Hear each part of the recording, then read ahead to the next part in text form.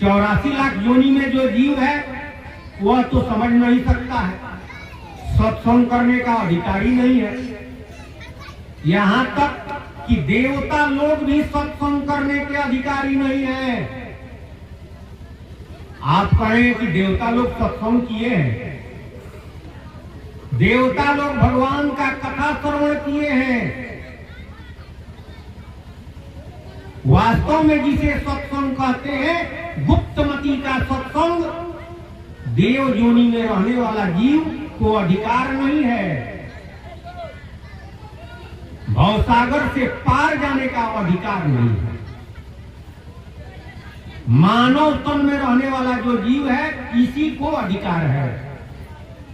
इसलिए मानव तन में जो जीव है उसके लिए खास करके सतराम बाबा उपदेश कर रहे हैं कि इस संसार को देखना है, समझना है, अगर कुछ कहना है तो किस तरह से देखिए, क्या समझिए और क्या कहिए।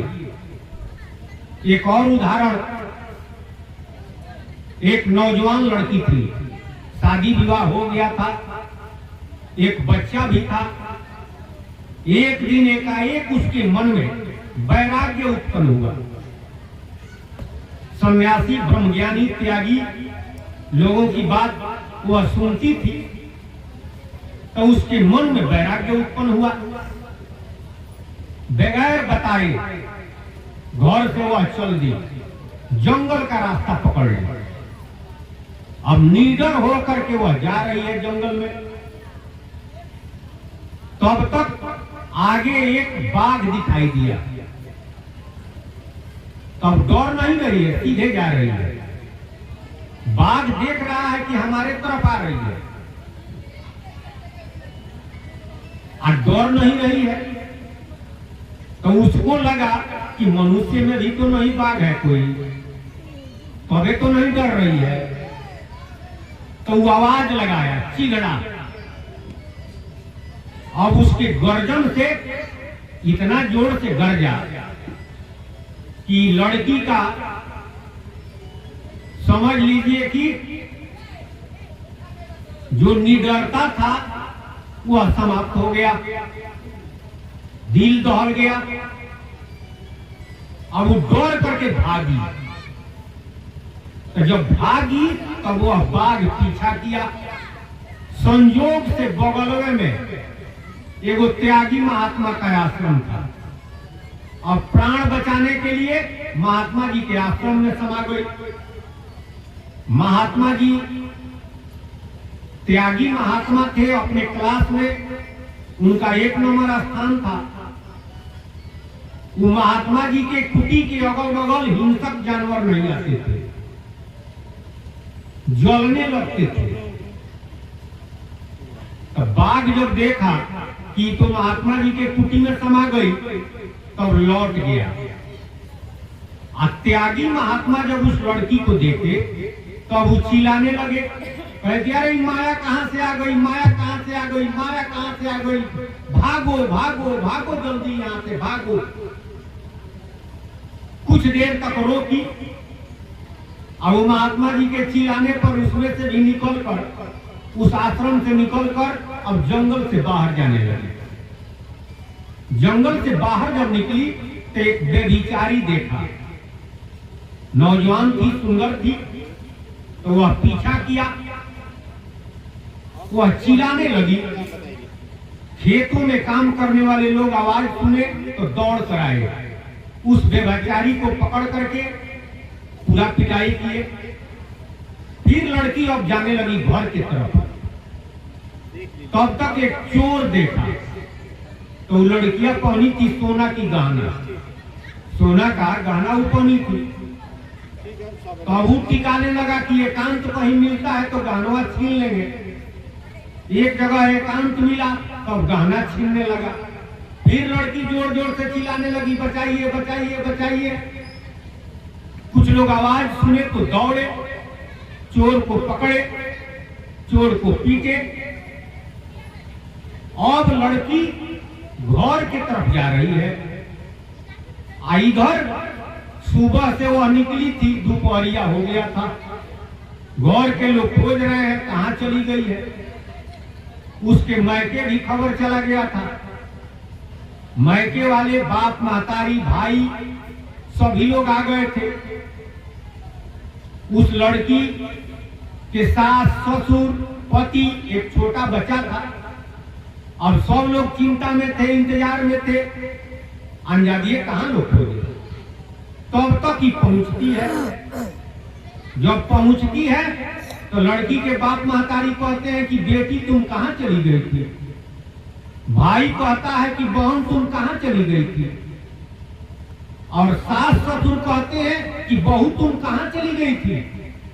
और पति कहता है कि हमारी पत्नी कहां चली गई थी। और लड़कवा दौड़ करके गोदी में चढ़ गया, माँ माँ माई माई दूध पिलाओ। व्यक्ति एक ही था, लड़कियां एक ही दोनों थी। बाघ को क्या दिखाई दिया, त्यागी महात्मा को क्या दिखाई दिया, चोर को क्या दिखाई दिया, व्यभिचारी को क्या दिखाई दिया, माता और पिता को क्या दिखाई देता है, सास और ससुर को क्या दिखाई देता है, पति को क्या दिखाई देता है, अब बच्चा को क्या दिखाई देता है। सबको एक ही तरह से वह नहीं दिखाई दे रही है। व्यक्ति एक ही है, उसके रूप में कोई परिवर्तन नहीं है। बाघ को क्या दिखाई दिया, मांस। त्यागी महात्मा को क्या दिखाई दिया, माया। व्यभिचारी को क्या दिखाई दिया, रूप। चोर को क्या दिखाई दिया, गहना। माता पिता को क्या दिखाई देता है, बेटी। और वही लड़की सास ससुर को क्या दिखाई दे रही है, पतो ही हमारी बहू है।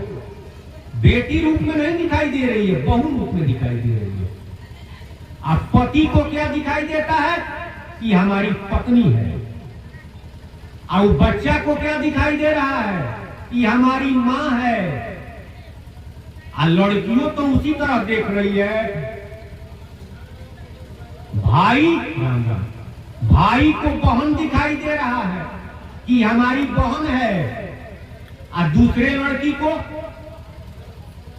बहन रूप में देखे तब नू, अपनी बहन बहन के रूप में दिखाई दे रही है। और दूसरे लड़की को बहन रूप में देखे तब तो अच्छा है, लेकिन बहन रूप में नहीं दिखाई दे रहा है। अपनी बेटी बेटी रूप में दिखाई देती है और किसी दूसरे की बेटी अभी हमारी पतो है, तो बेटी जैसा व्यवहार नहीं होता, पतो जैसा व्यवहार होता है। और लड़कियों तो वही देख रही है कि हमारे माता पिता है, आई हमारे सास और ससुर है। अरे जिस तरह हम समझे हैं उसी तरह से दिखाई देता है और उसी तरह का फल भी मिलता है।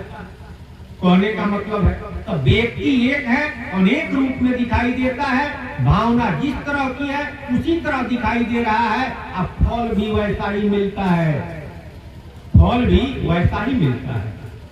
वही सतराम बाबा कहते हैं कि यह संसार भला और बुरा नहीं है। वास्तव में हमें विवेक नहीं है, हम अविवेकी हैं। इसलिए भिन्न भिन्न रूप में हम देख रहे हैं। सब ईश्वर का रूप है। और रूप कैसे बना हुआ है, ब्रह्म प्रकाश से। और वह ब्रह्म प्रकाश कैसे बना है, तत्व का रूपांतर तत्व है। और तत्व से जगत और योनि है। तत्व का सार प्रभु का नाम राम नाम है। तो सब में राम नाम निरेखिए, मानव जीवन प्राप्त करने का फल मिलेगा। जन्म मरण से रहित होंगे। और नहीं तो यह शरीर बार बार नहीं मिलेगा, पछताना पड़ेगा। सतराम बाबा कहे कि चेतो चेतो रे तत्काल। तत्काल मने तुरंत लगिए। लेकिन क्यों नहीं लगते हैं, गुप्तमती का सत्संग नहीं करते हैं। दुनिया में सत्संग तो बहुत जगह हो रहा है, लेकिन वास्तव में गुप्तमती का सत्संग नहीं मिलता है। कहीं कथा मिलता है, कहीं खाली ज्ञान की बात, कहीं खाली ज्ञाने की बात, साबुने रगड़ रहे हैं, और कहीं खाली पानी में धो रहे हैं। तो खाली पानी में धोएंगे तो वो कपड़ा साफ नहीं होगा, अब पानी में नहीं भिगोएंगे, खाली साबुने रगड़िए तो कपड़ा साफ होगा? नहीं होगा। अरे पानी में भिगोइए और तब साबुन रगड़िए, कपड़ा साफ होगा। कथा कहिए, उदाहरण के लिए कथा पानी है और सत्संग साबुन है, कपड़ा साफ होगा। चित्त रूपी चुनरी में अहं ब्रह्मास्मि रूपी दाग लगा हुआ है, यह बगैर सत्संग का कोटि जन्म में नहीं छूटेगा। इसलिए सतराम बाबा कहे कि सेती देवे लेवे नहीं, ऐसी भाग या भाग आ सतराम सुमिरन बिना छूटे न चुंदरी दाग। कबीर साहब जी कहे कि बिनु सत्संग कोई नहीं सुधरी, आ चुंदरी में दाग लगौले बड़ी सुंदरी। इसलिए सतराम बाबा का सत्संग ग्रहण कीजिए, अपने जीवन को सार्थक बनाइए। बोलिए सतगुरु महाराज की जय जय जय।